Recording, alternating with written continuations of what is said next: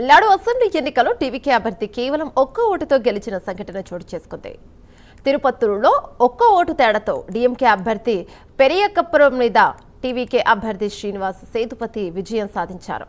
ఓట్ల లెక్కింపులో అర్ధరాత్రి వరకు హైడ్రామా చోటు చేసుకోగా ఆఖరికి కేవలం ఒక్క ఓటు తేడాతో టీవీకేని విజయం వరించింది.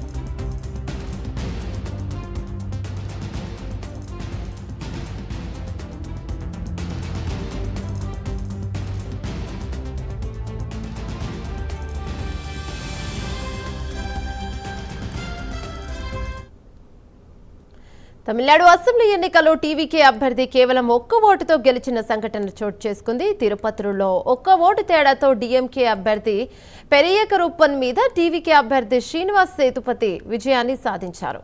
అయితే దీనిపై మరింత సమాచారం మా కరెస్పాండెంట్ సునీల్ అందిస్తారు. రైట్ సునీల్, చెప్పండి.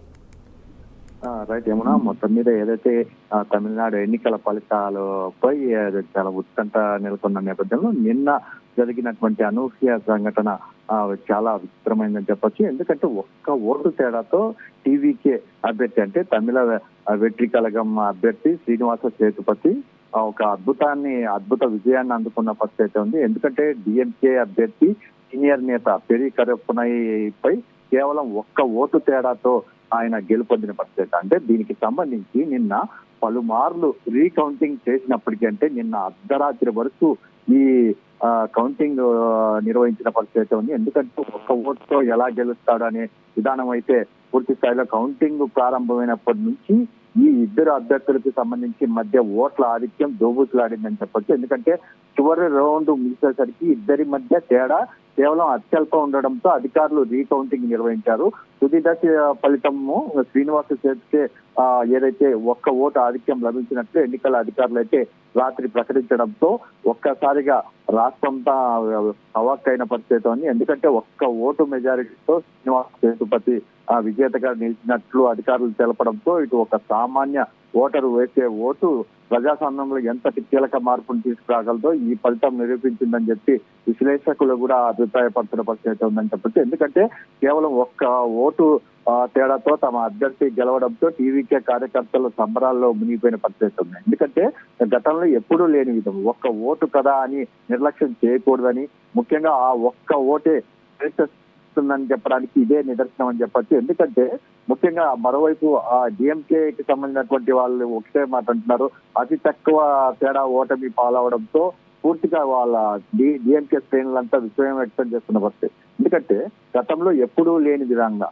అంటే నిజానికి చెప్పాలంటే తమిళనాడు ఎన్నికల ఫలితాలు యావత్ దేశాన్నే పూర్తిగా ఆశ్చర్యానికి లోన్ చేసినాయి. ఎందుకంటే గతంలో డిఎంకే ఏఐడిఎంకే మాత్రమే పూర్తిగా రూల్ చేసేటువంటి రాష్ట్రంలో ఒక్కసారిగా కొత్తగా వచ్చినటువంటి టీవీకే పార్టీకి రాష్ట్ర ప్రజలు పట్టం కట్టారంటే ఎంత స్థాయిలో ప్రజలు టీవీకేని నమ్మారో ముఖ్యంగా చెప్పచ్చు. ఎందుకంటే ప్రజలు పూర్తి స్థాయిలో ఈ రాష్ట్రంలో వాళ్ళకి చాలా అవకాశమే ఇచ్చినారని చెప్పచ్చు. ఎందుకంటే ఆయన ఇచ్చినటువంటి మేనిఫెస్టో చాలా మందికి అవకాశం కల్పించినట్లు, మహిళలకు సంబంధించినటువంటి మహిళలు, పిల్లలు, వృద్ధుల సంక్షేమానికి ప్రత్యేక శాఖ డిపార్ట్మెంట్లు స్థాయి, మరోవైపు అర్హత కలిగిన ప్రతి మహిళకి 60 ఏళ్ల లోపలకి 2500 రూపాయలు ప్రతి నెల గౌరవ వేతనం ఇవ్వడం, ప్రతి కుటుంబానికి 6 ఉచిత గ్యాస్ సిలిండర్లు ఇస్తానని చెప్పడం, మరోవైపు వివాహ సమయంలో 8 గ్రాముల బంగారం పట్టు చీర, మరోవైపు ప్రతి పిల్లలకి విద్యా సహాయం 15,000, మహిళలకి ఉచిత